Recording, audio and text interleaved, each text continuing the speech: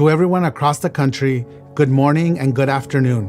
And thank you for joining the virtual NALEO 37th Annual Conference. My name is Ricardo Lara, and I am the 8th Insurance Commissioner of the state of California and the 11th President of NALEO. Like you, as I think about the last time we were together, a year ago in Miami, I would have never thought this is where we would be today. So much of our everyday lives, from how we operate in our professional capacities to how we interact with our families and friends, has been affected by the new realities of the COVID-19 pandemic. In light of these circumstances, this year, we come together in a different capacity than we have in the past. The virtual NALEO 37th Annual Conference marks the first time we gather in a virtual format, an adjustment we have made to adapt to the world as we currently know it. Given the advancements of technology, in this manner, we are able to join one another while preserving and continuing this NALEO tradition that is so important to us. Despite the changes and difficulties that every one of us is facing amid the current crisis, one thing remains certain. 2020 remains an opportunity for all of us, making this year NALEO's moment. With the census underway, a presidential election in just 3 months, and an unprecedented public health crisis, Latino elected and appointed officials are on the nation's front lines. And while the world outside may feel ominous and uncertain, the resilience of Latino leadership continues to be a united force, deeply rooted in our history and culture as Latino Americans. For nearly half a century, NALEO has been at the forefront of Latino leadership in the United States, providing its members with a unifying sense of purpose in that no matter what our political affiliations may be, no matter how we agree or disagree, we share a common dedication to public service with dignity, respect, and love for our country. And in 2020, NALEO continues in the same tradition of service and leadership as we did when we were founded by the late Congressman Edward R. Roybal. And with all that we have in common, I am excited that we are all together here in this virtual format. The NALEO Conference is a space to learn, dialogue about complicated policy issues, recharge, refocus, gain new ideas, and network with colleagues who support each other. The choices we make will have long-term implications for our country, so it is critical that we are in the best position possible to make the right ones. Despite the sobering reality of the task at hand, I look to all of you with hope and excitement. So once again, welcome to the virtual NALEO 37th Annual Conference.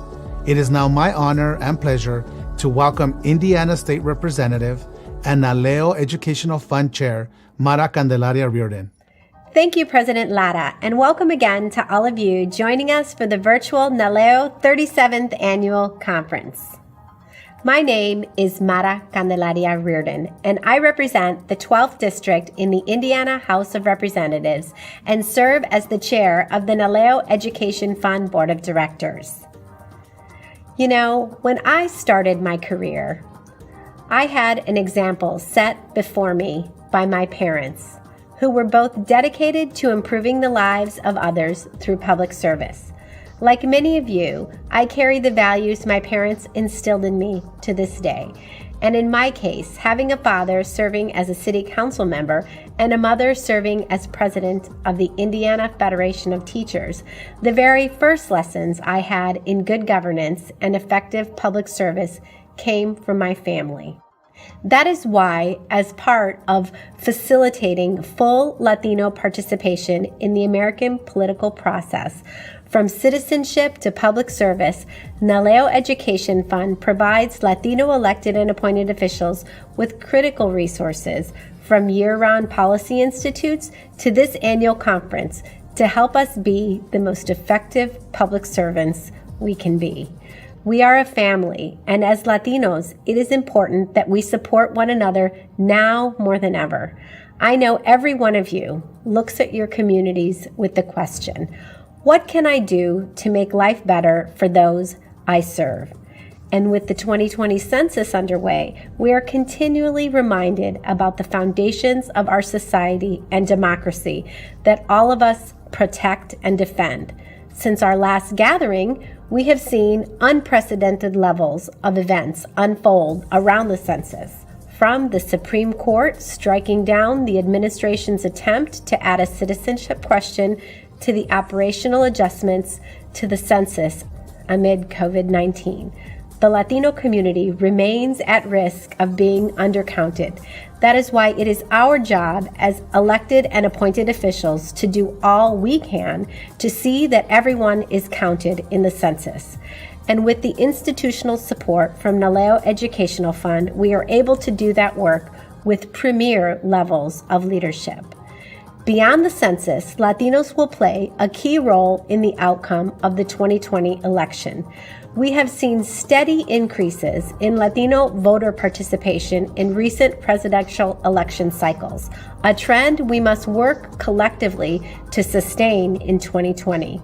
NALEO Education Fund remains dedicated to seeing that our community has access to participating in the democratic process, and that starts with the work that you all are doing. We would like to thank our presidential sponsors, Bank of America, Edison International, Toyota, and Wells Fargo, as well as our national media partner, Comcast, NBC, Universal, Telemundo, for all their support for the vital work we do as an organization. We also want to extend our efforts to serve others by inviting you to join us as part of this year's service project. Even though we're gathering virtually, we are continuing our tradition of ensuring a meaningful and lasting impact through the conference. By taking part in this year's social media and fundraising challenge, you can help support the Farm Workers COVID-19 Pandemic Relief Fund and 3 Square, a local Las Vegas food bank. We would like to encourage all of you to join us in watching our pre-recorded content, tune in for additional live content, and visit the Networking Lounge, which is where our service project is being hosted. The NALEO Marketplace, which houses many of our sponsors' booths and resources, and Happy Hour, all exclusive features to those who have joined this virtual conference. We would also like to thank the NALEO Education Fund staff for continuing the organization's work, including organizing this virtual conference without missing a beat. And finally, we would like to provide you with a few words from our presidential sponsors and national media partner. This conference would not have been made possible without their support. Thank you.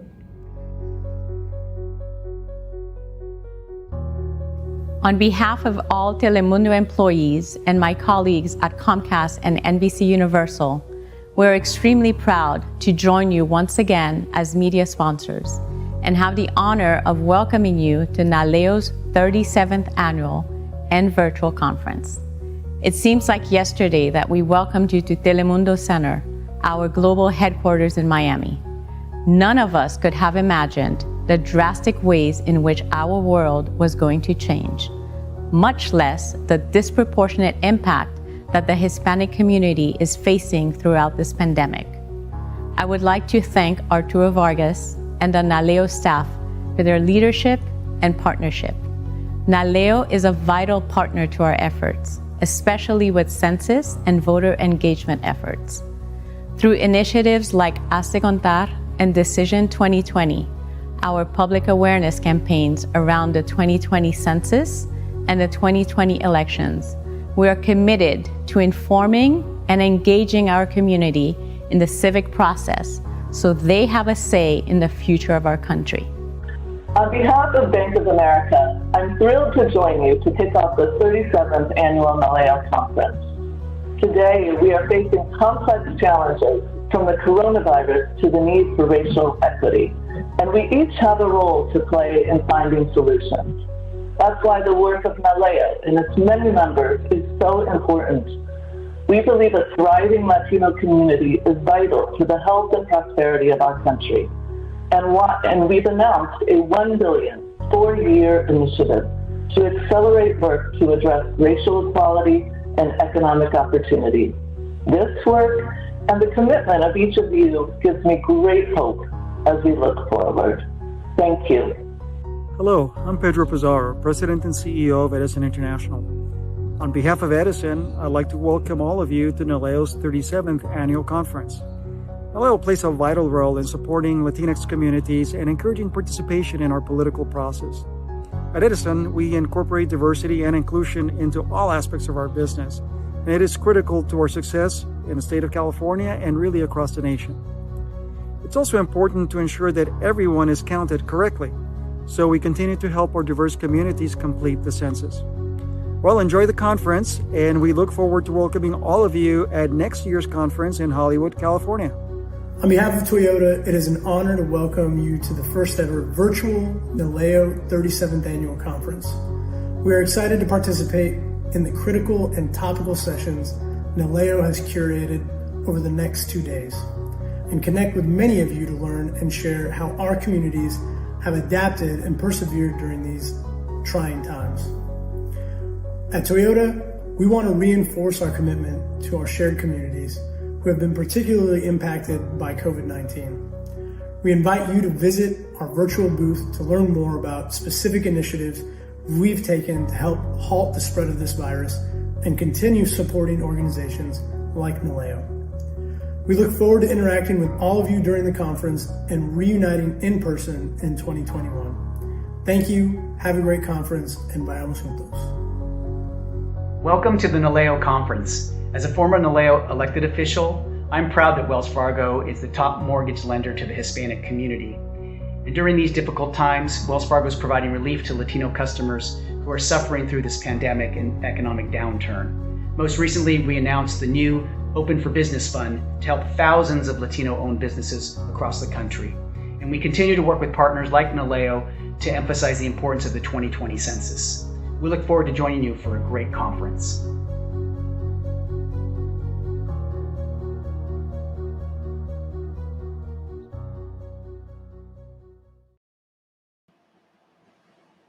Members and friends, thank you for joining us today.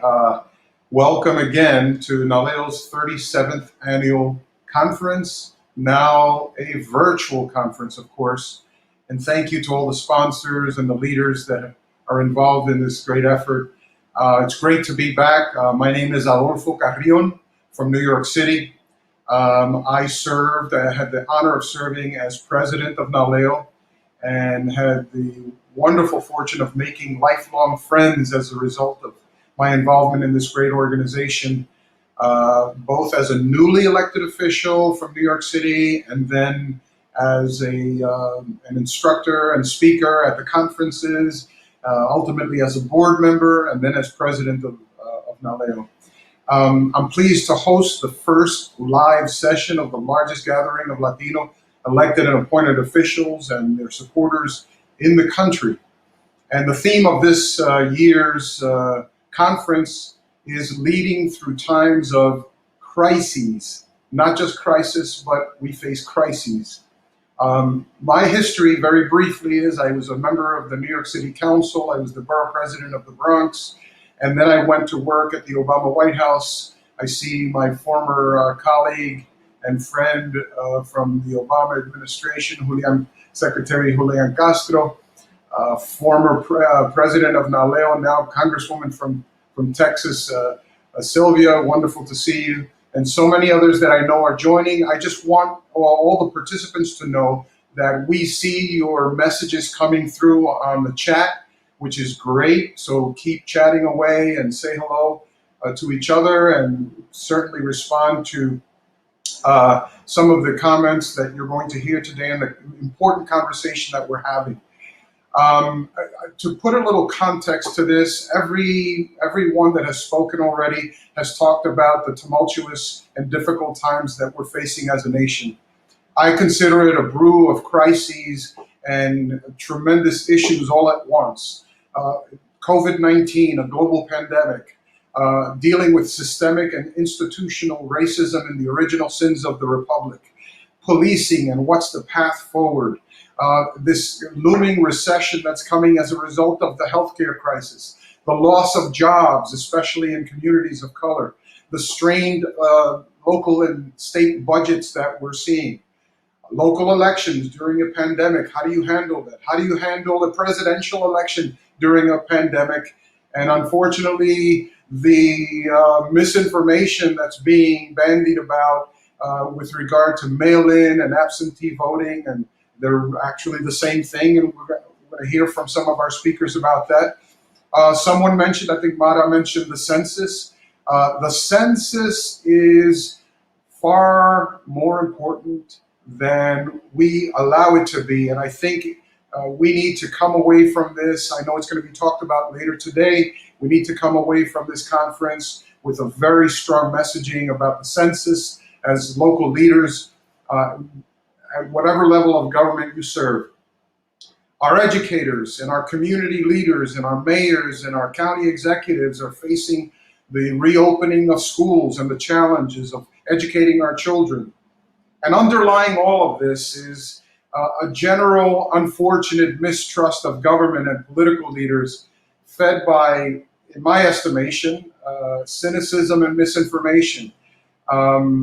We are a nonpartisan organization. We are a nonpartisan platform. So we're not casting blame. We're stating the facts, putting it out there. And I look forward to hearing from some of our leaders. Just as the profile of government leaders at all levels of office begins to look more and more like the diversity in our communities, our country is facing this convergence of multiple crises.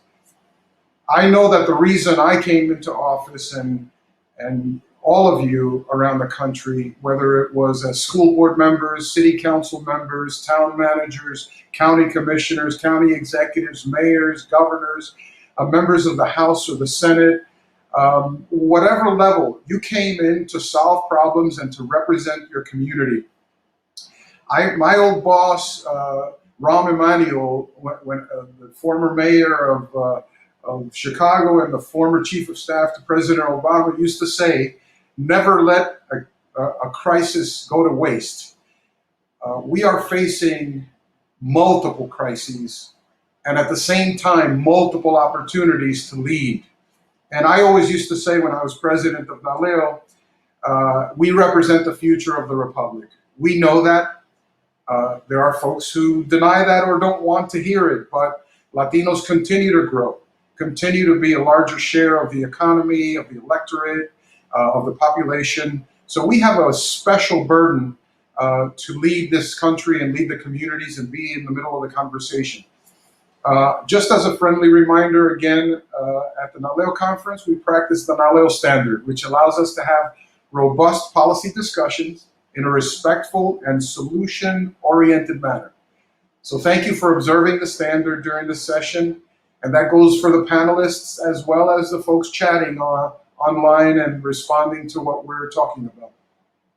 Also to our participants all across the country, please note that the full bios of our speakers can be found in the speaker tab on your console. So with that, let me introduce who we have today. It's an honor to have the Honorable Julian Castro.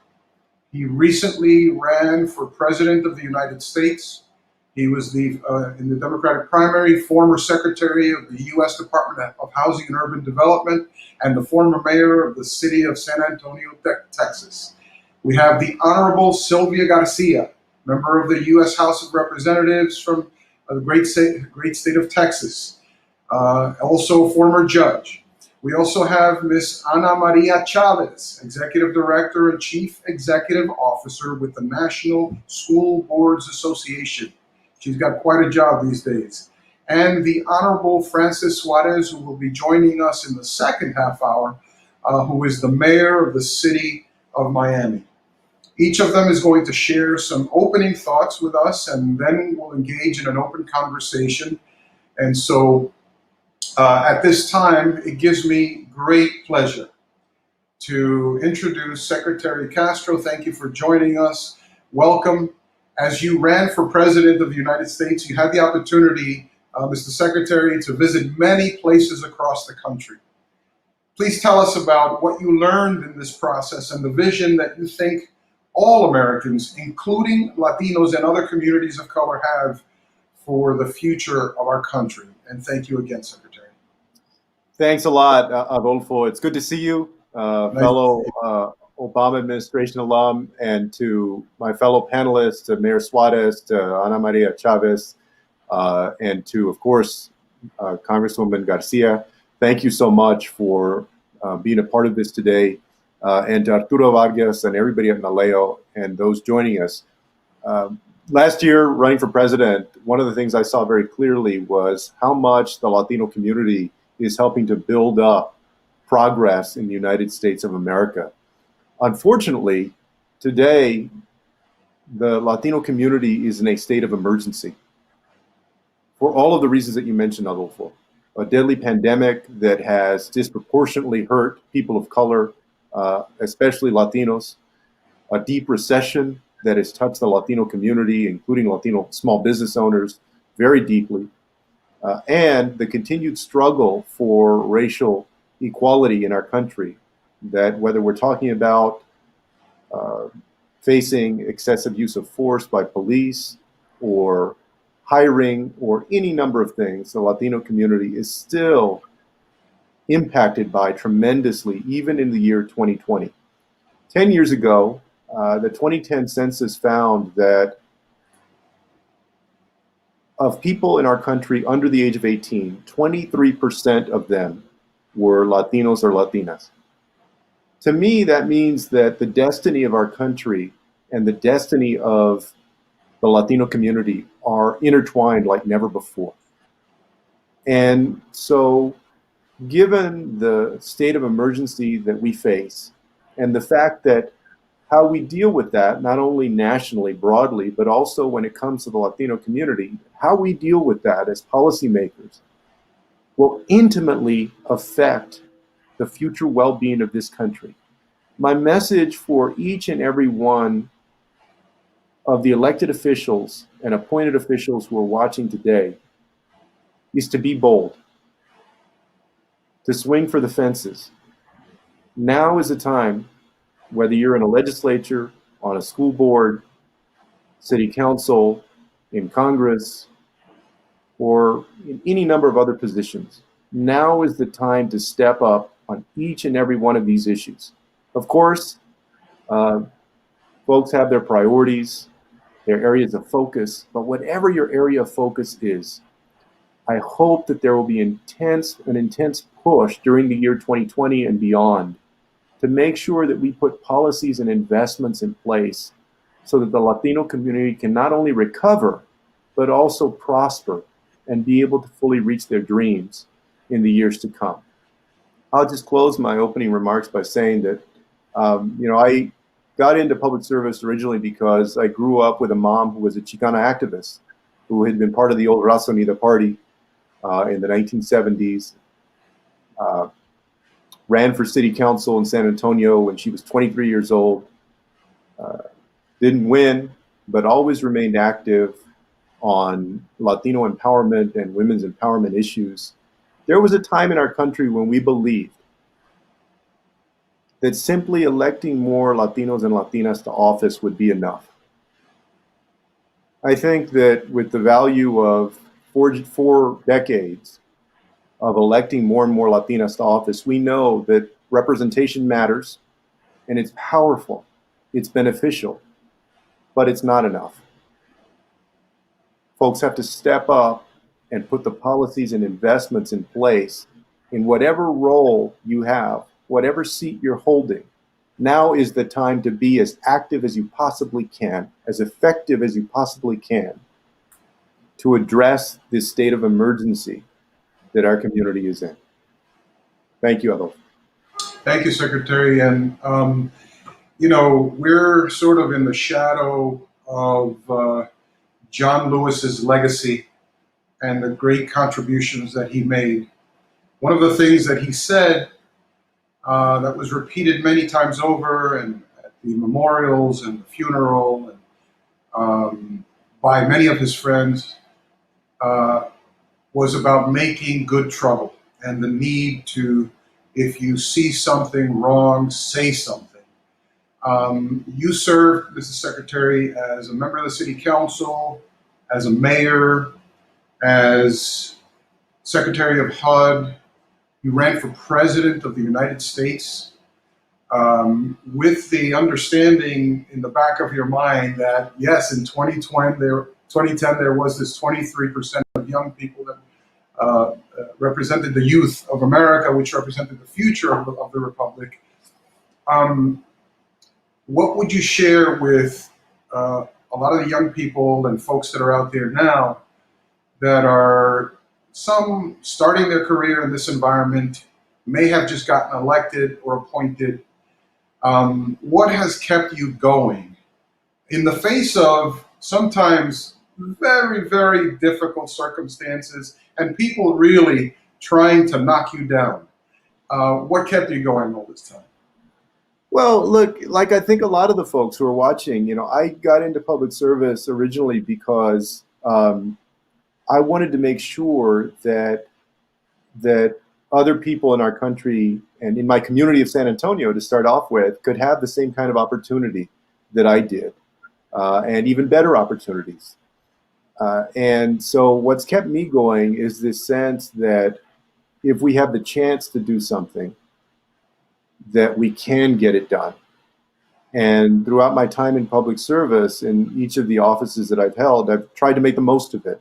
And I guess that's the question that I would pose to all of the elected and appointed officials, but particularly those who are just starting off, which is to ask yourself substantively, what are you doing to make a difference?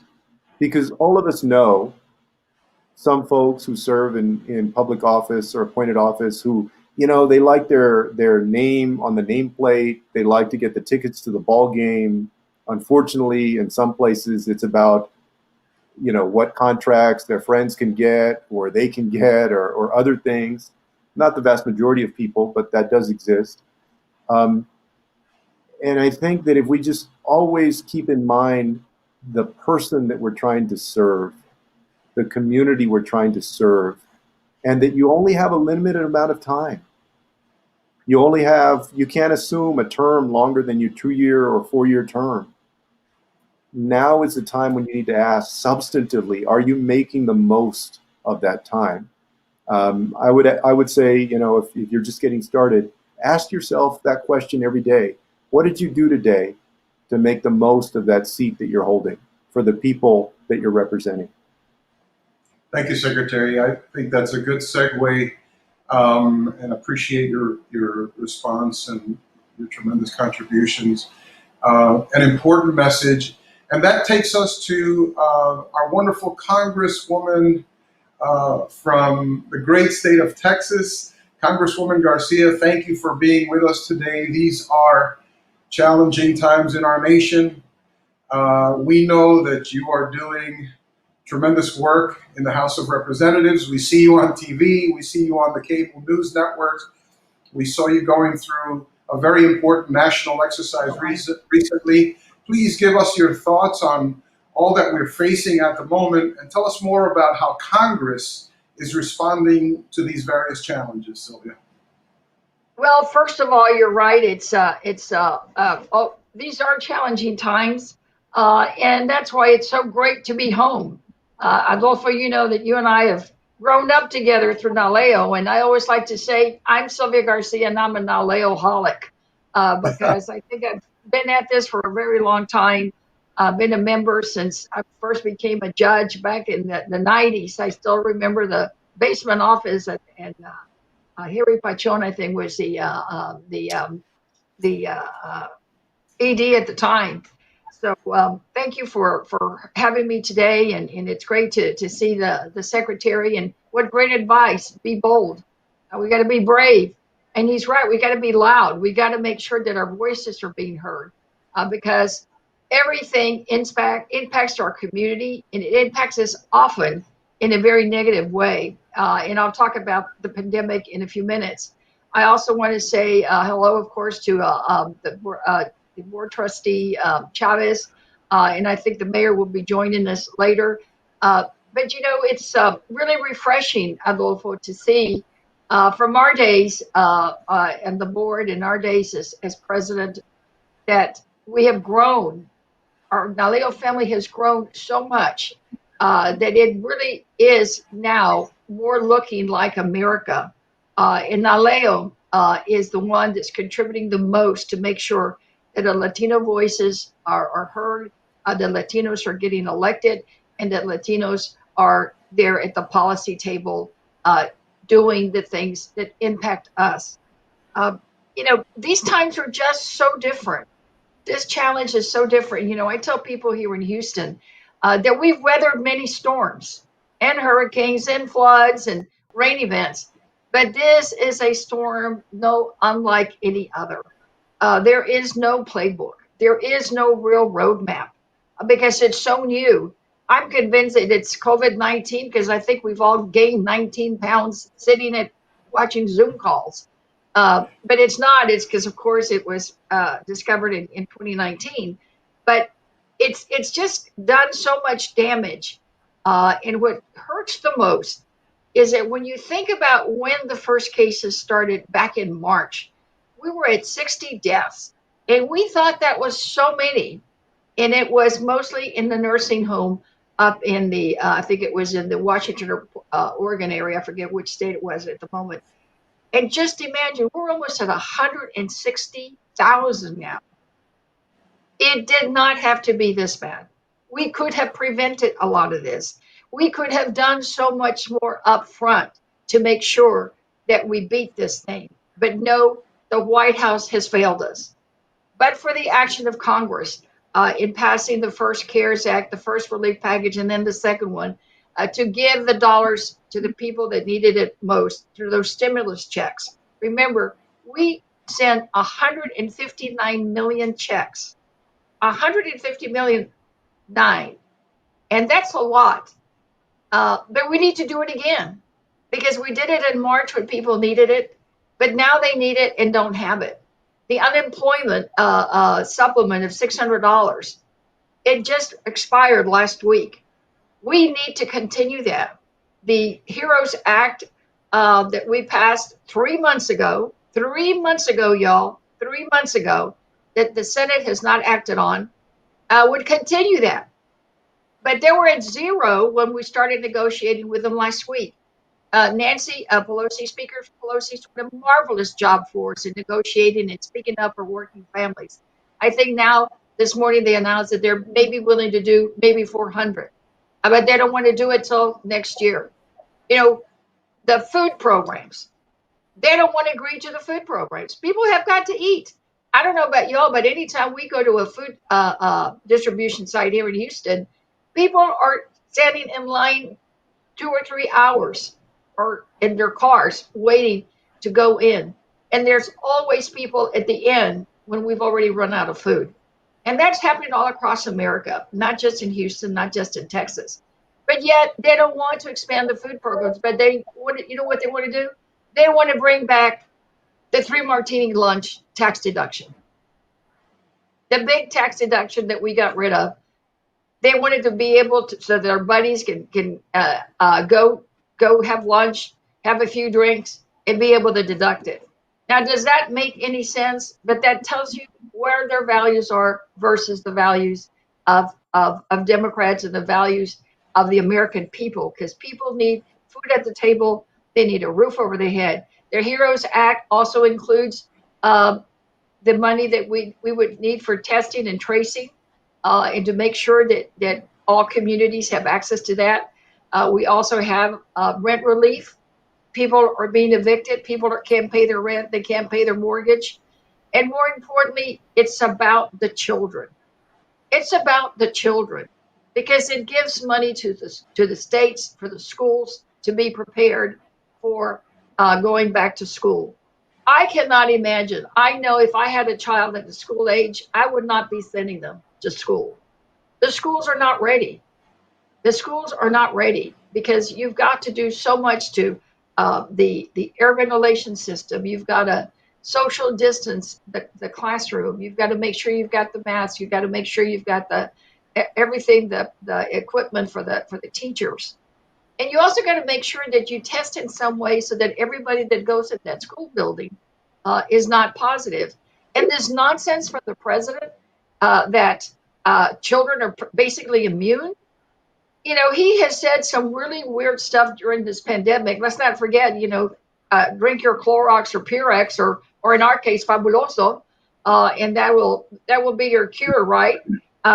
Because, like, right down here in Texas, in Corpus Christi, they recently tested, I think it was like 80 kids, infants, 85 infants under 1 tested positive. But we have a leader in the White House who has failed us in saying, oh, no, kids are basically immune. So those are some of the things that we're dealing with. But the HEROES Act is very important because it helps give money to the schools, and it will also help all local governments, state and cities, to make sure that they can have the money for their budgets that they lost during this pandemic because of the pandemic loss of revenues. So all of these are critical things that we've got to do.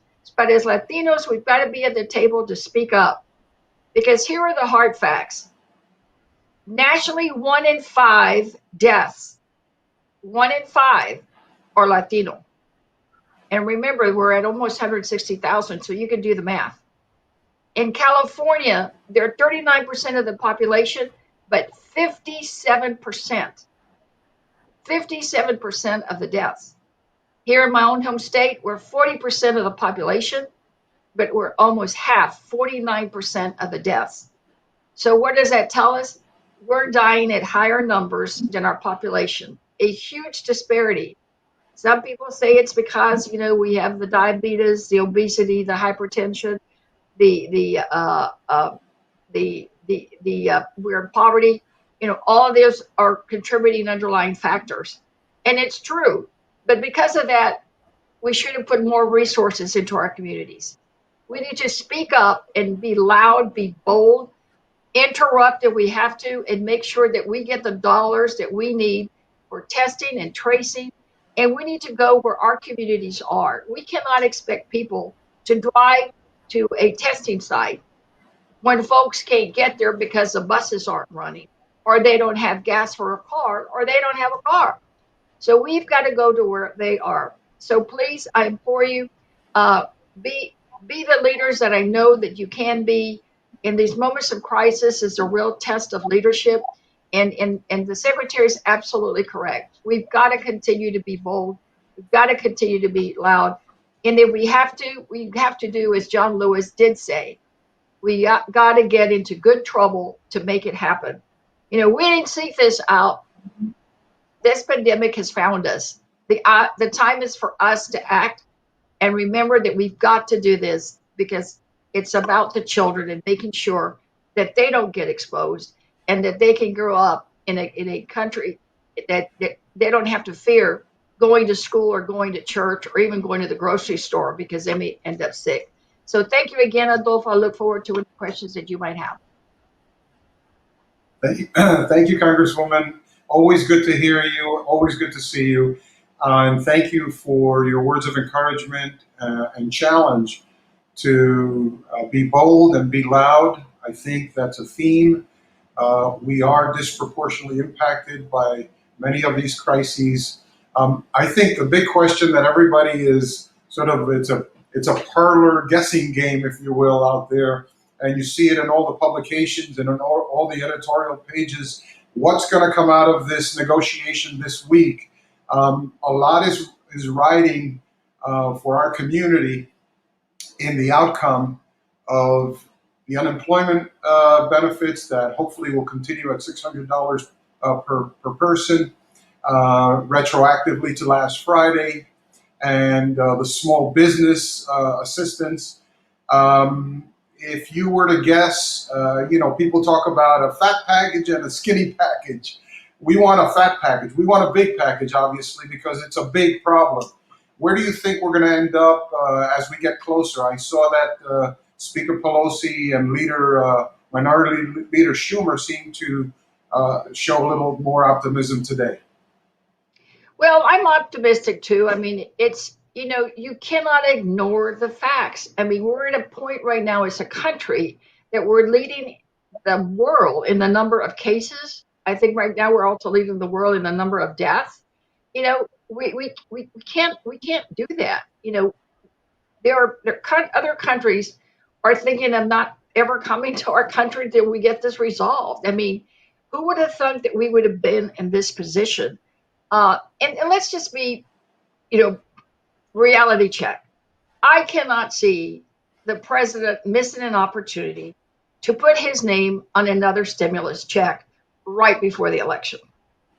I think he's going to want it, and probably with a return envelope as big as the one that he did with the I don't know. Do y'all remember those postcards that he sent with his name on it, saying this is your guidance for the pandemic? It's going to be that way because he knows he's behind. So I think there will be a stimulus check. I think there will be an unemployment. I think it's going to be somewhere between the 400 and the 600 that we're pushing for. I just worry that they're not going to be sending the dollars that we need to protect our kids at schools. And that one is really critical for us because at least in Texas and California and the Southwest, we're the majority population in the elementary schools. Those are the kids that are going to get hurt. Remember what I said, 85 infants in Corpus Christi tested positive. Infants. So don't tell me that children are immune. That's just not true. We've had 4 positives in my family. All of them were 3 of them were under 25 and all of them were under 35. It's been the young people. So we got to make sure that we get the testing and we got the tracing. And, I come from local government. I mean, I was in city government and in county government. We've got to help the cities. If we don't help the local governments, and on this one, they were at zero. They, remember what McConnell said? He said, well, so they'll just have to deal with it. So what if they go bankrupt? I mean, he was in denial. We need to make sure that we help local governments because if not, then we're going to see firefighters, police officers, their garbage will be impacted, collection. All of those critical services that local governments provide will be impacted. We can't have that. We've got to make sure that local governments run. So there's so much at stake. And we may have to, one of their other red lines, in addition to the bringing back the tax deduction, is the liability for employers. They don't want any liability for employers and for businesses for any lawsuits related to COVID-19. And the reality is, I saw an article last week that people aren't even filing anything that's filed is basic, personal injury kind of cases. People aren't saying, oh no, I walked into your restaurant and I got sick, so your restaurant, I'm going to sue you but for you, I wouldn't have gotten sick. We can't even trace to get the source of the spread. Imagine trying to trace to figure out which business was responsible. So I don't see it, but they absolutely want it, and that's something that many of us cannot support. So we'll see. I think something will happen, and I think it will happen maybe even before the end of this week. Is the Senate's in session now, but they recess on Friday. We're already in recess, but we'll go back to vote if we have to next week. Well, I appreciate your time and your perspective, Congresswoman, and your leadership. And to all the folks out there who are in local communities, the Congresswoman said something really important, which is it all starts at the local level. That's the front lines of this reality. That's the front lines of the policy implementation, of best practices, of solutions that impact people's lives on a daily basis. We've got to step up. And speaking of stepping up and stepping up for our children, I want to now invite Ana Maria Chavez to give us her thoughts. Ana is the CEO of the National School Boards Association. As our nation grapples with the challenges presented by COVID-19, with the inequities experienced by so many students and families in our community, local education agencies are at the forefront of addressing so many of these issues. How are local school district policymakers, Anna, addressing the learning needs of students amidst such a challenging time? Well, I would say right off the bat, they're doing a great job. You know, these are, I believe, the unsung heroes behind the pandemic right now. Think about it. You've got almost 60,000 school board members across the country representing 50 million public school children. And they're the ones making the decision, do we open schools or reopen schools in a few weeks or don't we?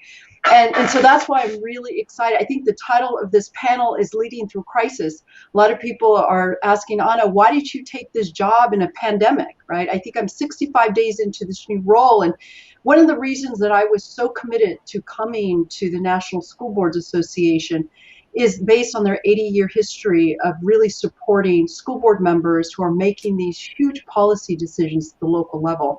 I was also extremely excited to join the ranks of amazing leaders who've come before me and are currently leading our national federation.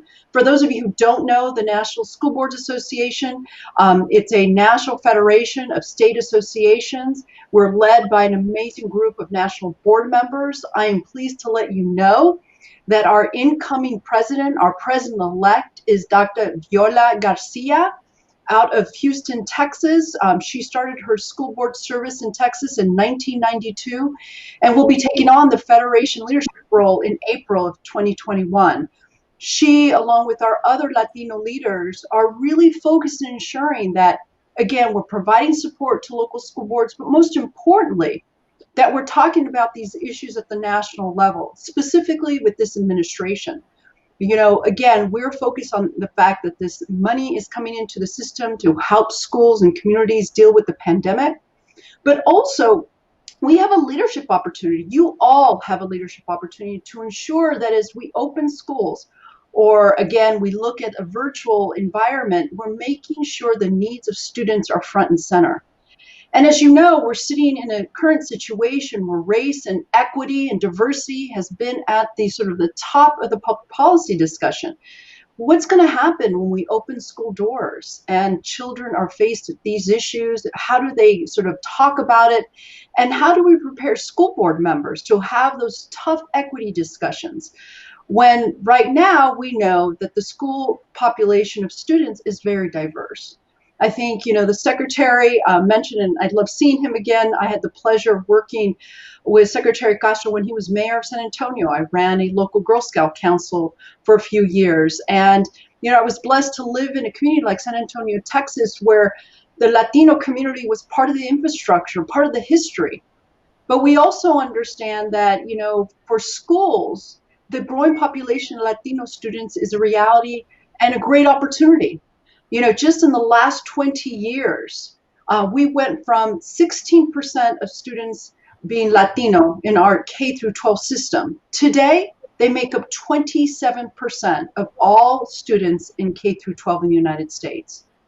So what does that mean? Again, as we talk about race and ethnicity and the issues impacting some of these underserved populations. But let's look at the other side of it. School board members are hiring superintendents. Right? They're making decisions about how we reward our teachers. But right now, only 9% of all teachers in the United States are Latino. Only 9%. Only 9% of all principals in K through 12 are Latino. So to the secretary's point and to the congresswoman's point, we need to ensure that not only our voices are around those decision-making tables, but we're making the right decisions on behalf of our community and of our students who are the future of this country. And then to just sort of end my initial comments, what does that mean for school board members? Well, right now, of the thousands of individuals who've put their name on a ballot to run for a local school board, only 3% of those school board members in this country are Latino. 3%. So what I would say is to those of you listening in today and watching this conference, if you're a school board member, thank you. NSBA stands with you and behind you to provide support for you. And for those of you who are thinking about it or have relatives or friends or neighbors, please encouraging them to get their name on the ballot because it does matter. As we reopen schools, as we talk about, in some cases, we never ended school, right? We went on to a virtual environment. We're going to have to figure out how to open school safely. And I want to ensure that our school members have the right information, the data in front of them to make these right decisions. Ana Maria, thank you. And I think everyone knows that the majority of the membership of NALEO is school board members. That is a real entry point, notwithstanding the fact that we only represent 3% of the school board members around the country. It is still a large share of the NALEO membership. And from education advocacy and the important work that your members do and that the Latino members do, they go on to run for city council or run for local mayor or town council or town manager, et cetera, and move on up the ranks. But you got to start somewhere and you got to say something. And I think probably the most important area for us to say anything is related to the education of our children and the future of our country. One question that occurred to me, and I know that we have Mayor Suarez from Miami joining us very soon. We're running a little tight on time, but we're going to stretch beyond 2 o'clock, everybody, just a little bit since we started a little late. But Ana Maria, one of the big things that we're facing as a country now is this whole question of reopening, right? How do we do it? There's a national debate. There's a national administration that's trying to impose its will on local communities. I think that the governors and the states and their representatives are strong enough and smart enough to know that ultimately the education happens at the local level and it's their purview. But in changing how we potentially teach kids with safe social distancing, with different learning spaces, with part of the time potentially being at home and connecting online, one of the issues that I keep thinking about is, well, what about the family that just doesn't have access or can afford the technology? Where do we stand with that? And are you folks thinking about this question now? Yeah, no, I mean, it's a great question. I think a recent stat that I read is that 45% of our Latino students are living in high poverty public schools. And so that's huge, right? And 20% of our Latino students don't have access to the internet. So what does that mean for them, right? And how do they stay in the pipeline to go on to be school superintendents or the national board chair of NSBA? So again, it comes back to how are we investing and how we're making these decisions. But I also think it's partnership. These school board members need the right data. They need to work in partnership. Like, for example, the mayor of Miami, we all need to come around the table in a nonpartisan way to ensure that the right data is presented to make the right decisions. And as we know, working with school board members, they are focused on the issues at the local level. They know best how to ensure the safe opening of schools. And it's a partnership. I work very closely with my counterpart at the association that represents school superintendents. I'm working with the national PTA because the PTA is a pipeline of leaders that then end up running for school board. We're all working very collaboratively at the national level to ensure that all parties that are going to be making these decisions, the superintendents, the school board members, the teacher unions, they're all coming to the table to work with local elected officials to make the right decision. And it's going to mean that parents are also brought along, that we shouldn't make an assumption that we're making this in the vacuum because this is a very personal decision. I'm originally from Arizona, so shout out to my Arizona clan and family and to my friends in Texas, to Devin de Palacio and Tolleson, to Cinto Ramos Jr. and Texas. They are also in this fight. They've been chatting and sending you hello messages and a lot of love coming from Arizona. I see it popping up. Amazing. We're gonna have to jump to the mayor now, and I apologize for interrupting you, but thank you so much, Ana Maria, and thank you for the important work you're doing for all our kids across the country. Thank you. And now, ladies and gentlemen, we've been joined by Mayor Francis Suarez, mayor of the city of Miami, Florida, and you've seen him on the news quite a bit. Unfortunately, because they're facing a major crisis down there. like many other places, South Florida is experiencing a difficult, very difficult fight against COVID-19.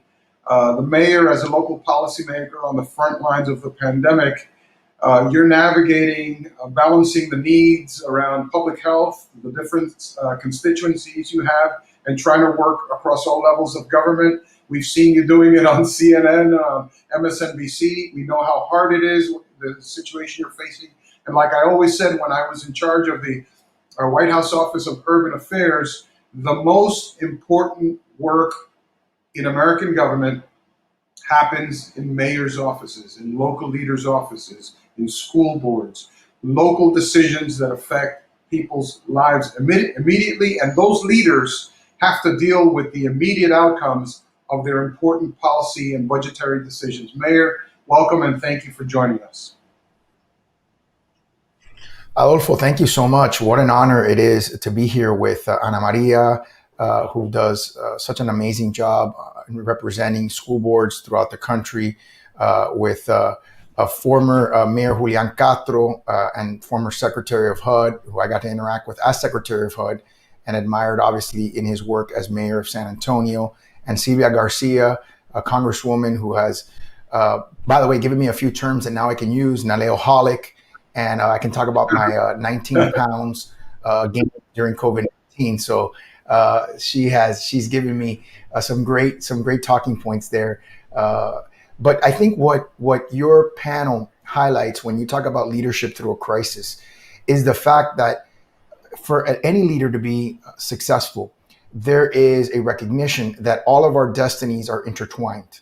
A mayor of a city cannot be successful without having a close relationship with the school board and with the superintendent, particularly in times like this, where basically the superintendents and the school boards are charged with making life and death decisions related to hundreds of thousands of students and teachers who are potentially going to be exposed if they are required to go to school, and if they're required to teach in school in times like this, in a city like Miami, which unfortunately, as you've sort of alluded to, has the sort of dubious distinction of being named as an epicenter of COVID-19 at this particular moment.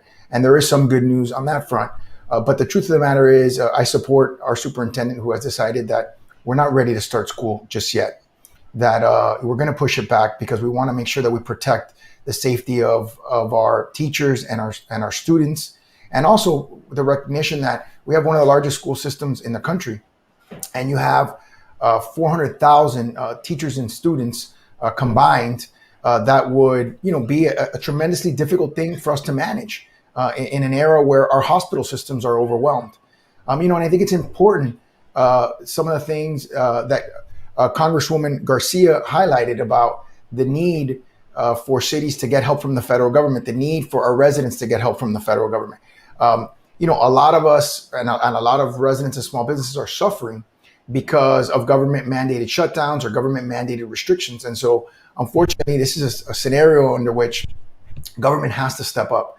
It has to step up and make sure that the vulnerable in our community are taken care of. We know that a pandemic like COVID exacerbates already existing issues of inequity, of race, of situations, resiliency-based situations, whether it's climatic, gentrification, and things of that nature. So, so we need to work together now more than ever across governments, all the way from the federal government down. And I have not been hesitant to be critical at times when I felt that a particular government has come up short. And I also have admitted the times when I've come up short. I mean, there have been times, when, nobody's perfect, and we all in a crisis are trying to lead in a way that we feel is the very, very best for our communities. As a city, we have taken bold steps throughout this crisis, which at times we were criticized for. I was one of the first cities to cancel large events, which some of the people in our community, before we even had a case, I was actually the second diagnosed case of COVID in Miami-Dade County. So that also gave me sort of an interesting and unique perspective on how this virus will affect the person and how it affects family decisions. Having to figure out where were we going to quarantine, where was my wife going to quarantine, where was I going to quarantine, and multiplying that times hundreds of thousands of people in our community who may confront that decision, and tens of thousands, if not over 100,000, who have been infected and may have had to confront that decision in their household. That is what helps a policymaker be able to sort of figure out what is the best way to dedicate resources. But I think something that Ana Maria said, something that Secretary Castro said, and something that Sylvia said, Congresswoman Garcia, to me, it is, in times like this of crisis, it is more important than ever that there is cross collaboration among governments, particularly with so much at stake, with so many lives at stake, and with so many resources that need to be committed, not just, by the way, money, although money and resources are important for us to be able to feed people, as the Congresswoman said, for us to be able to help small businesses survive this time, but also information. I've said that we need to really take a deep look, because I'm a firm believer that this is just one of several pandemics that we're going to be hit by. And the reason why I say that is because we are a part of the country that is hit by hurricanes, and we just had a storm that almost hit us. And hurricanes, there's a season for hurricanes, and sometimes we'll get 2 or 3 in a year. And so for me, it's almost inevitable that we are going to see more than one pandemic. And I think, frankly, we have to use this as an opportunity to really strengthen our planning, to strengthen how we're going to confront situations like this in the future. I think we need to get a lot better, frankly. And I think, and we're fortunate in some ways. As many lives as we've lost at the national, at the international, and at the local level, this could have been a disease and a virus that could have taken lives at a much greater rate. And so, I think in some ways we need to be more prepared for the possibility of what could come next. And so as mayor, I can tell you that I've tried to approach these decisions in a nonpartisan fashion. I've tried to approach these decisions based on the data and based on the advice of the experts, because I really think that when there is a crisis like this, there is no role for politics, for partisanship. This is when everybody needs to put those things aside. And I know it's difficult and somewhat probably naive in a presidential election year to assume that that's what's going to happen.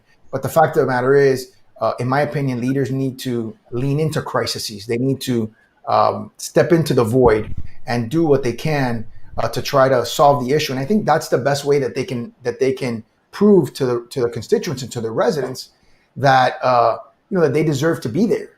And so for me, I'm just very grateful that I have a group of mayors, school board members, and the leaders that I can talk to and that I can communicate with to try to get the resources that I need as mayor to make the best decisions to protect the health and safety of my residents.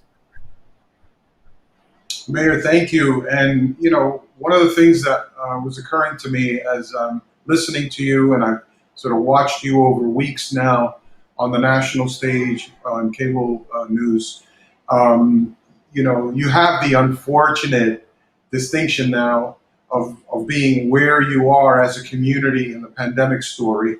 And we're all wishing you the best.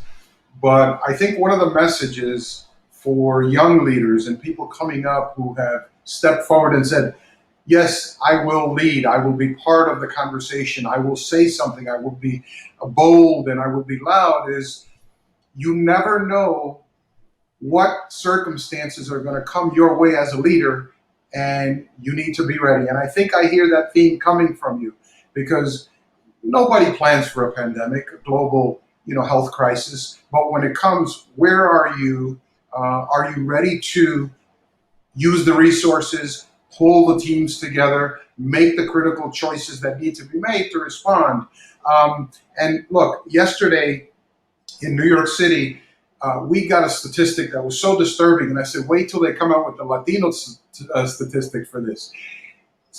Since February to now, 70% of Black businesses have closed. 70%. Now, obviously, Black businesses in New York City are the smaller, community-based, neighborhood-based businesses. 70% is astounding. And you think about the similar thing that might be happening in the Latino community, and local government's role in helping MWBEs. This is a unique opportunity, with procurement and the things that we need to do to respond to a crisis to also bring along a community. What do you think?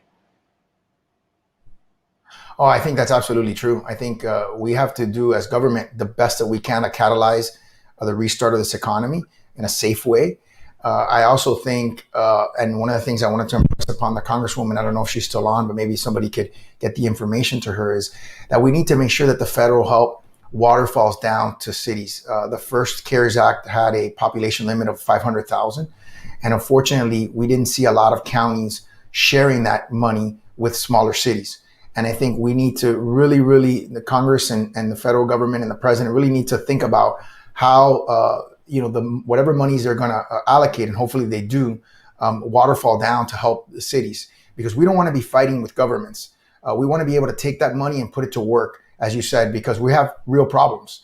And if 75% of African American businesses are shutting down in New York, I can tell you that in Miami, where we have a collection and diversity of Latin American cultures, a large percentage of businesses are shutting down here as well, some of which may not open again. And I think that, our job is to get them the help as quickly as possible in ways that make sense.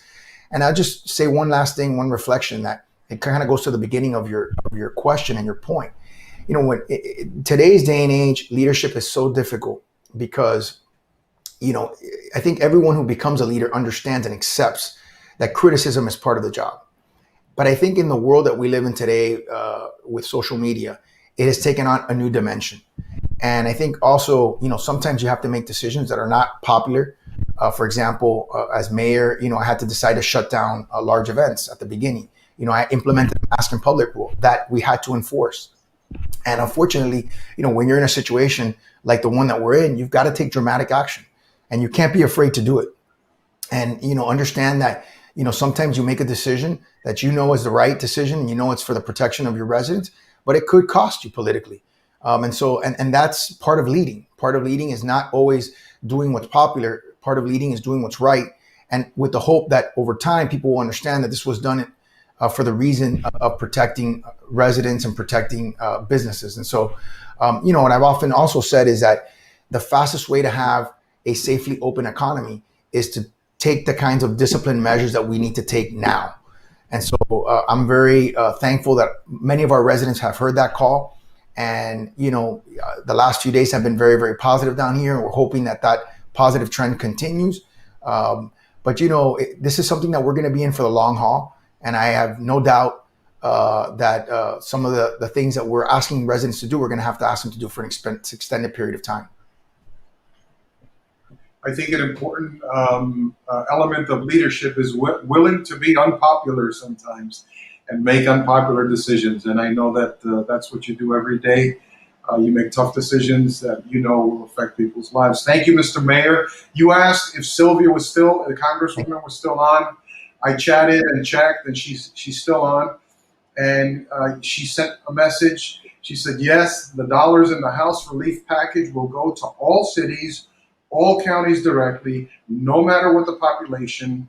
We have to work on the Senate. They were no help to local governments. So there you have it, Mr. Mayor. A response directly from Congresswoman Garcia. Yes, sir. Thank you, Congresswoman. I appreciate it. On that note, we have exhausted our hour, but it's been wonderful, exciting, great conversation. Thank you to our panelists for joining us today. Thank you for tuning into this conversation. You all that are out there chatting with us, we see your messages coming through. The last one says, great speakers. Thank you to you all. I invite you to join the rest of the conference. Please view the various on-demand sessions available. There's a lot of timely and important information that you'll find helpful as you continue to support and lead your community through these challenging times.